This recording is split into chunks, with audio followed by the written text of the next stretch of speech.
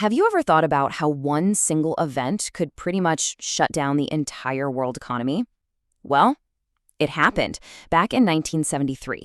And believe it or not, the aftershocks are still shaping our lives today.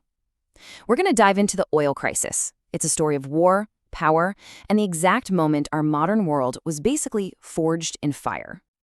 We've all had that feeling, right? You see a news flash about some conflict happening thousands of miles away, and then, bam, the next thing you know, filling up your car costs a small fortune. Why is that? How can something happening so far away hit our wallet so directly and so fast? Well, the answer to that question can be traced back to one single, incredibly chaotic year, 1973. This was a crisis that didn't just bend the rules, it completely shredded the old playbook. It forced the entire world to write a new one from scratch, a playbook we are still in many ways using right now. So, let's jump back in time. Picture it. It's the fall of 1973. The world is just humming along, powered by what everyone assumed was an endless supply of cheap oil. And it was about to learn a very, very harsh lesson, that its most vital resource could be turned into a weapon literally overnight. And it all happened so fast. I mean, look at this timeline. October 6th, the Yom Kippur War breaks out. Less than 2 weeks later, just 11 days, OPEC makes its move. They completely cut off oil shipments to the United States and its allies. Just like that, the world's energy supply was suddenly held hostage. Now, just look at these numbers. The price of oil didn't just creep up, it exploded. It went from around $3 a barrel to $12. That is a 400% jump, almost instantly.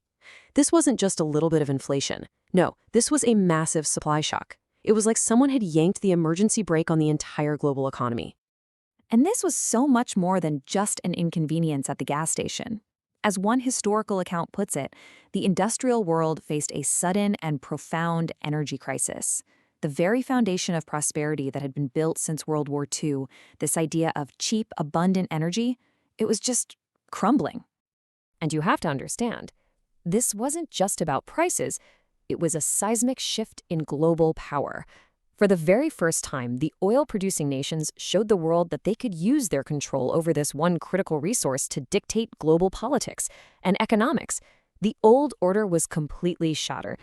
So this unprecedented shock created this bizarre and incredibly painful economic condition that just completely baffled economists at the time. The world's economy was doing two totally contradictory things at the exact same time. They actually had to come up with a new word for this monster: stagflation. So what on earth is stagflation? Okay, the best way to think about it is this. Imagine you're trying to run up an escalator that's going down.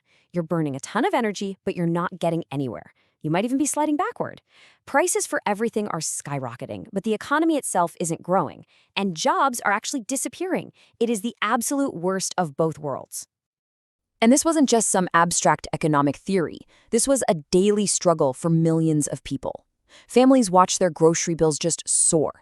Factories, starved for energy, started shutting down, which left people jobless. A deep cloud of uncertainty just settled over everything, crushing people's confidence and any hope for the future. But out of all that chaos, a new reality had to be born. The world basically had a choice: adapt or collapse. And so began this radical rethinking of everything, and I mean everything, that everyone thought they knew about energy. Before 1973, energy was kind of an afterthought. It was cheap, it was easy, and people treated it like it was endless. After the shock, it suddenly became a critical strategic imperative. All of a sudden, every government, every single company had to ask the same terrifying question: how do we secure our energy future? And companies went into full-on survival mode. They started tearing apart their operations, just hunting for every single wasted drop of energy. This sparked an efficiency revolution. We got cars that could go farther on a gallon, buildings designed to be more insulated, factories completely re-engineered to do more with less. And for the very first time, a serious global hunt began for alternatives, any way to break free from oil's grip. Okay, so why does a crisis from the 70s matter so much right now? Well, because the solutions that were born out of that panic, they didn't just fade away. Nope, they became the very foundation for the energy world that we all live in today. The parallels are really striking. Back then, the big driver was a geopolitical shock, and the goal was energy security. Today, the driver is climate policy and the goal is decarbonization. But just look at the core strategies: become more efficient and find new sources of energy. The playbook from 1973 is still very much in use. Think about it for a second. The first major government investments in things like solar and wind power, those came right out of the 70s oil shock. The first serious fuel efficiency standards for cars, that was a direct result of those ridiculously long gas lines.